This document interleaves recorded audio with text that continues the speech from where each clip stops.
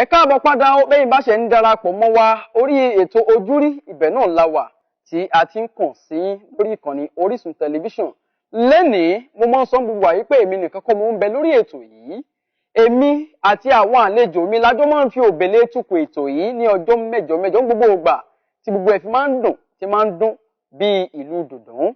Kò tún yàtọ̀ fún tọ̀sẹ̀ torí pé mo ti ní àwọn ẹni bí ènìyàn bí èèyàn àwọn nígbàkúgbà tá a bá ń sọ̀rọ̀ nípa ẹ̀tọ́ ọmọnìyàn, nípa ẹ̀tọ́ ọmọ orílẹ̀-èdè Nàìjíríà, nípa ètò ìdílé kan orú wọn ó sọ wọ́n ní inú ọbẹ̀.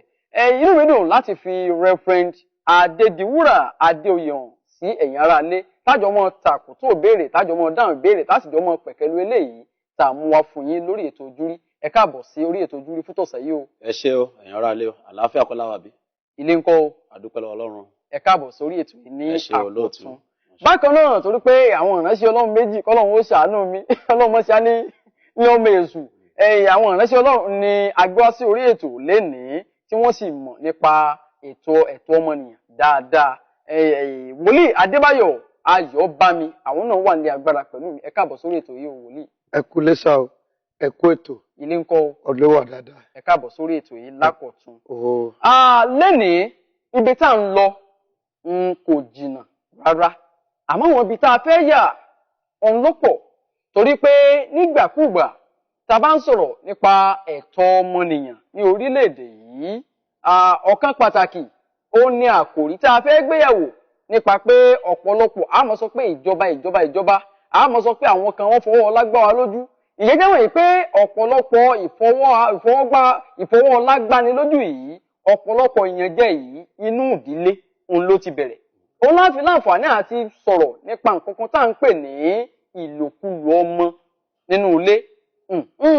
Ìlò ọmọ lọ́nà àìtọ́ tí olóyìnbó ń pè ní child abuse. Ó ní nǹkan tá a fẹ́ láǹfààní àti gbéyàwó torí pé arákùnrin kan òun náà pè wá ó ní òun tó ọmọ 15 years ìyẹn ọdún 15 pẹ̀lú nǹkan tí ojú rẹ̀ ń rí pé lẹ́yìn ìpapòdà ìyá àwọn àti bàbá àwọn ibi tí wọ́n fi hun sí ó ròyìn oríṣiríṣi pọ̀npọ́n yẹn tí ẹni tí wọ́n fi sí lọ́dọ̀ tí ń fojú ẹ̀ rí. Ìdí nìyí tábí láǹfààní àti gbé àkórí yìí yẹ̀wò ní abala àkọ́kọ́ ní orí ètò Ojúrí fún ti òní. Kí là ń pè gangan ní ìlòkulò ọmọ lọ́nà àìtọ́? Ìyẹn child abuse. Àwọn wo gangan là ń abuse? Ọ̀nà wo gangan la lè gbà láti pé ká máa abuse èèyàn? Kí gangan ní ipa tí eléyìí ní láti kó nínú nílé ayé ọjọ́ iwájú ọmọ?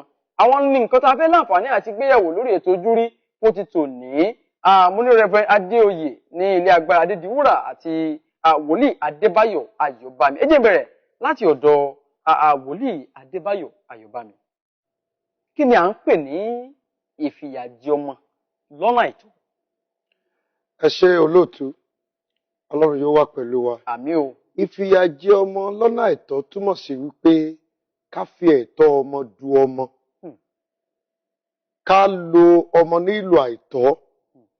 Kí a má jẹ́ kí ó ní ẹ̀tọ́ sí ní tó yẹ ní àkókò tó yẹ àti ní àkókò tó wọ̀. Ní àkókò tó yẹ àti ní àkókò tó wọ̀. Láti fífi ìgbé ayé tó dára du ọmọ. Tá à ń pè ní ìlòkulò ọmọ nìyẹn. Ẹ ṣeun. Ẹ wá jẹ́ wá wò báyìí bí wọ́n bá ń fi ìyà jẹ ọmọ lọ́nà àìtọ́ oríṣiríṣi ọ̀pọ̀lọpọ̀ àwọn ọmọ gan ò mẹ̀tọ́ tí wọ́n ní gan. Wọn ò mọ̀ gan pé òbí wọn ti believe pé wọn ìgbàgbọ́ wọn ni pé gbogbo nǹkan tí àwọn òbí wọn bá ti ṣe sí wọn nǹkan tí ó sì yẹ kí wọ́n ṣe sí wọn náà ni. Tí wọ́n bá fi ìyà jẹ ọmọ kí gangan lẹ́rù wípé ọmọ gan lè ṣe. Tí a bá rí ibi tí wọ́n ti ń fi ìyà jẹ ọmọ tàbí tí wọ́n ti ń lo ọmọ ní ọ̀nà àìtọ́, èkíní ọmọ gan lè fi ẹjọ́ wọn sùn ìjọba torí ó ní àwọn ẹgbẹ́ kan tí a ti gbé kalẹ̀ àwọn tó ń jà fún ẹ̀tọ́ ọmọnìyàn wọ́n ń bẹ ní ìlú. Lóde òní tẹ́ bá rí àwọn òbí mi kí wọ́n kàn bímọ ni wọ́n kàn bímọ dálẹ̀ wọ́n mọ̀ pé ọmọ ní ẹ̀tọ́ sí eléyìí.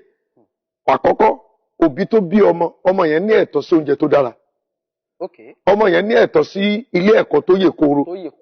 Ọmọ yẹn ní ẹ̀tọ́ sí káwọṣọ tó dára. Ọmọ yẹn ní ẹ̀tọ́ sí environment agbègbè tó yanrantí tó dára. Bàbá wa rí òbíkóbí tàbí alágbàtọ́ tó ń fi àwọn nǹkan wọ̀nyí du ọmọ tí ọmọ ìgan ní orí ọ̀fẹ́ láti ṣàlàyé fún àwọn òbí mi pé ẹ̀yin òbí tàbí alágbàtọ́ àwọn nǹkan wọ̀nyí ẹ̀tọ́ tèmi náà ni gẹ́gẹ́ bí ọmọ yín gẹ́gẹ́ bí ibi tí mò ń gbé yìí tábà wá rí pé tó bá ṣàlàyé títí tí wọ́n gba ọ̀rọ̀ rẹ̀ rò tí wọ́n gba ọ̀rọ̀ rẹ̀ yẹ̀ wò ó lè fi ọ̀rọ̀ rẹ̀ lọ àwọn tó ń jà fún ẹ̀tọ́ ọmọnìyàn.